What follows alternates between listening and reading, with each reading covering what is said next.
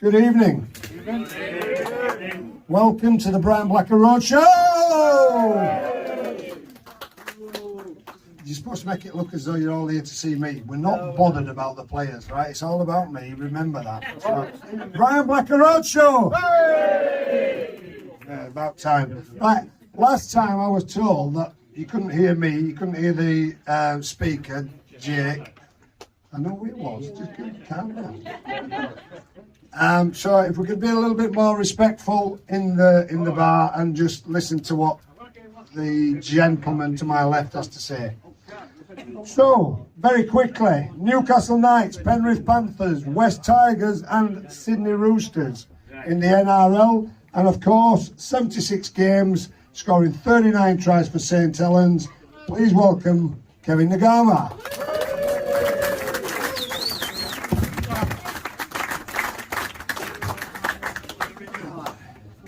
It's right, don't worry about it. It's broken anyway. Kevin, welcome to Huddersfield. How are you finding it?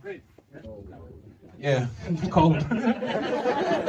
It's been great. Obviously a new squad and something that's been built in the last couple of years, which is one thing that attracted me to come to this club, and just loving what Ian Watson's done in the squad that he's put together, and really enjoying to get to know the boys and also representing this town.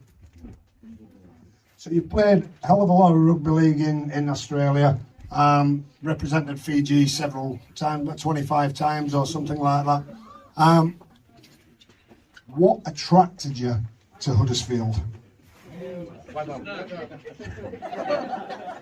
To win something. I wanted to win some silverware for the club. They haven't experienced something like that, which is what I got to do with St Helens, and I felt there was a great opportunity. There's something really strong brewing here at Huddersfield, and that's what attracted me to come to this town. And I feel like Ian Watson's the man to do the job. And I talked to him a couple of times before signing here, and I really like what he said and the way he coaches. Previously, I played against him, obviously, when I was at St Helens, and always felt he was the toughest team to play against, the team that he was coaching. He played a very similar style to what we did at St Helens, and they always pushed us all the way to the 80th minute. And I feel like there's something exciting. There's a lot of expectation, obviously, from the fans with the squad that we've built, but I also have a lot of belief in the team that we can achieve something special. So currently, obviously, he is an overseas player, so he's currently out injured. As we know, all the Antipodeans come over here injured. So currently out with a bit of an injury. I think you picked it up pretty early on in the first game, did you not? Yeah. I picked it up in the first minute when we played Warrington. I was able to play on with it for the rest of the game, but ended up being just a little injury there that I picked up after we got a scan. So that's put me up for a couple of weeks. Just what is the injury in full? And how quickly do you expect it to be back? Take me about what's happening now. And how quickly do you expect to be back? Yeah, so when I did in that first minute, it was my first sort of run. I had a 10 centimeter tear in my groin. I reckon it's about a 4 to 5 week sort of return to play. But the physio have been great, been working hard with them to get back on the field. So looking to play the next Friday night against Wigan.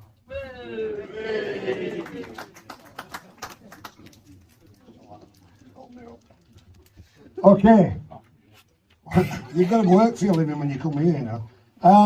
So let's have a look at Castleford. Castleford have got off to a bad start for what they would have probably liked to have done. Obviously, they've got rid of the head coach this week. We're hearing rumours about Jake Mamo leaving. There may be a bit of unrest in the squad, I don't know. But what do you expect to come from Castleford tonight? Yeah, you probably don't want to play a team like that. Generally, when a coach is sacked from a club and there's rumours about certain players walking out of the club, you definitely get a response from a team. And I know me as a player, if that was happening here, you'd be looking forward to your next game. So regardless of who they name on that team sheet, I know you're going to get a strong Castleford side that are going to come here to compete. It's a very dangerous game for ourselves, but if we can do what we've practiced all week and what Watto wants us to do, I feel like we can get the job done. I suppose a lot of people are saying, you know, when we look at how we've played in the first couple of games, you know, we've probably not been ultra clinical, and we've had a lot of possession. We've got as well ourselves up the field very well, but we haven't put that over the line. What have you been doing this week? I know you haven't been doing it, but what have the team been doing this week that's going to change that?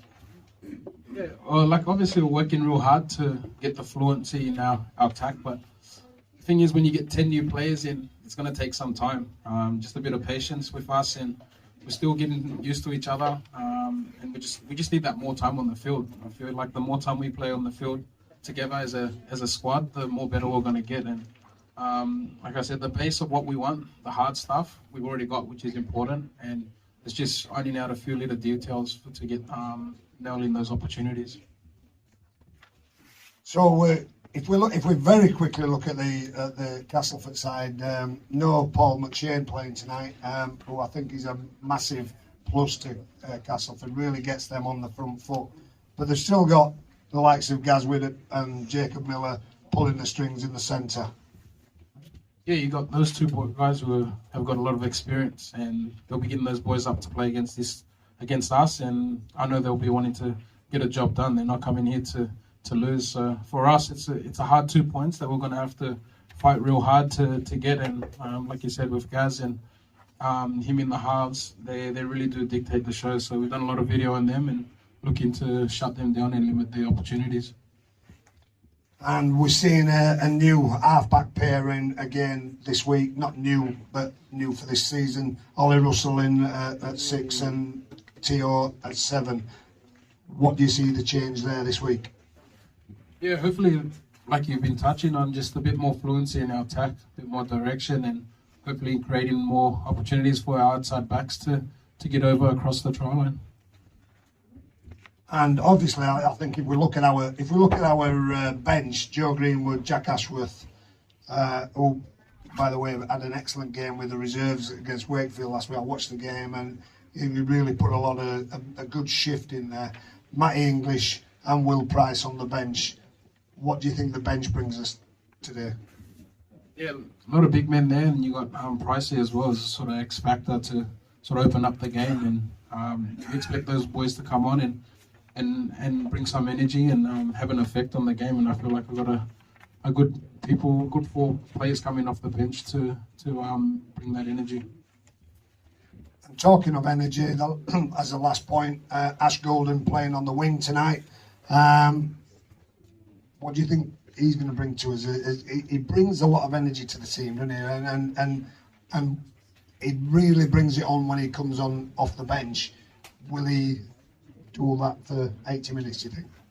Yeah, no doubt. That's why they've picked him there to do the job. He's more than capable of doing that, and like you said, he brings a lot of energy, and I'm hoping to see a good game from him. He's been training hard all week, and I'm looking forward to seeing how he goes. So finally then, we always ask everybody who comes up here, what's the final score going to be today, do you think?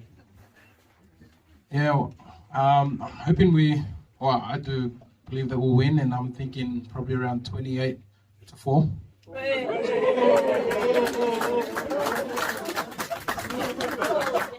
Pretty good at the moment, because we only have Giants fans in here now, so we don't have anybody but booing that.